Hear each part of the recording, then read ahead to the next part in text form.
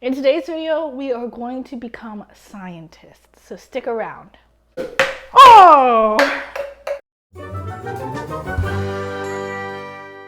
Hey sitters, welcome back to another video, and as you can see, or hear, something still got my vocal cords. So hang in there with me once again, but I'm excited for this one because this is a couple of science experiments that you can do with your kiddos and explain how they work to your kiddos, so you will sound very smart. So first things first, I found this book at a store.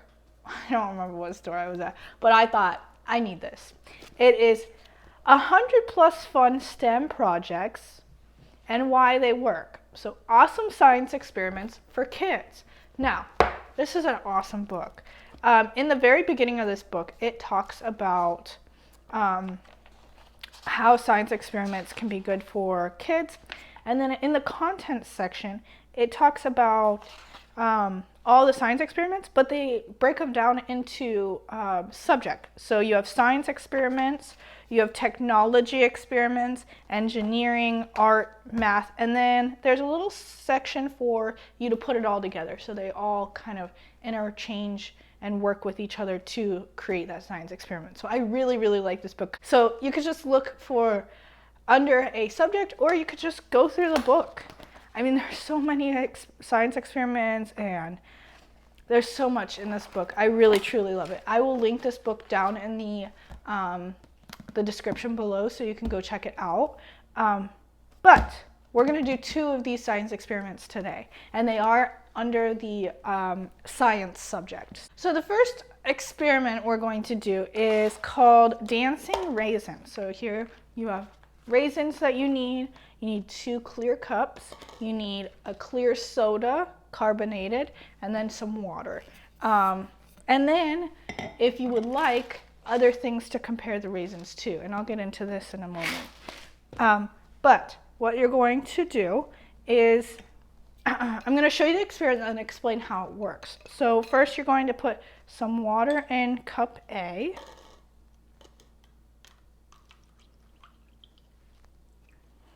And then in cup B, I'm going to put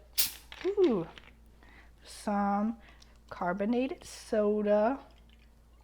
This is ginger ale, so it does look a little, it's not completely clear, but you work with what you got, right? And then what you're going to do, or have the kids do, is you're going to plop a couple raisins into cup A and cup B as well. As you can see, the raisins are dancing, and this means that the raisins float up to the top, all the bubbles pop, and they fall back to the bottom. And this is because the tiny bubbles of the carbon dioxide in the soda attach to the uneven surfaces of the raisin. All of the little wrinkles on the raisins provide sites for the carbon dioxide bubbles to sit, and when there's enough bubbles attached to the raisin, it floats to the top of the cup as if it was wearing hundreds of tiny little life preservers. Those bubbles pop up at the surface, and then the raisins, they pop at the surface, and then the raisins float back down, ready to pick up more bubbles. This is what creates the dancing effect of the raisins. So when you are doing this experiment with the kids, this is kind of what you want to explain to them after they see the science experiment. And that is why in our plain cup of water, they're just sitting at the bottom. Also for this experiment, you can try different things, other dried fruit, pastas. So what I have here is orzo, which is a type of pasta. And if you plop those in there, they tend to sit at the bottom because they don't have anywhere for the bubbles to attach onto and lift them up. So they just sit at the bottom. And of course, they'll do the same here in the water. So in this dancing raisins experiment, the raisins will take a little bit of time to attach to the bubbles, or the bubbles to attach to the raisins, and for it to float to the top. And then once it's at the top, it's going to take a little time for those bubbles to pop and get back to the bottom of the cup, and so on and so forth. So for this science experiment, your kiddos need to have a little bit of patience. So this is science experiment 1 of 2 that we will be doing today, and it's called dancing raisins. Okay. So for this next science experiment, you are going to need either a pill bottle or a mini M&M's bottle. I found this works best, and I like the fact that I get to eat all the M&M's inside of it. But you need to detach the lid from the bottle. So you need that, water, and then Alka-Seltzer tablets. They come in 2 in a pack, and there is a box. You just buy the box. When you do the science experiment, you might as well take the whole box. Kids love this one, and we use like 6-7 tablets in one sitting. So make sure that you're prepared to do so. Okay, let me show you how it works. Alka-Seltzer tablet. This needs to be done outside, by the way. I'm doing inside for video purposes, but it can get messy, so go do it outside. But Alka-Seltzer tablet, right into the bottom of that. Some water. Now you don't need to pour a lot of water, you just need a little bit, just enough to activate the tablet. You're gonna put that lid on nice and tight. You're gonna flip it over. Make sure you back up. Oh! And that's why you do it outside. So this science experiment gets kids so excited because something is sitting still, nobody's touching it, and all of a sudden, boom, it like pops off and it scares everybody, and they laugh and think it's the funniest thing ever. So like I said, we do the science experiment multiple times in one setting because everybody loves it. The key to launching this rocket is the chemical reaction that happens when Alka-Seltzer tablets dissolve in water. These tablets are made from a dry acid, citric acid, and a dry base, sodium bicarbonate, that react to form a carbon dioxide gas when they dissolve in water.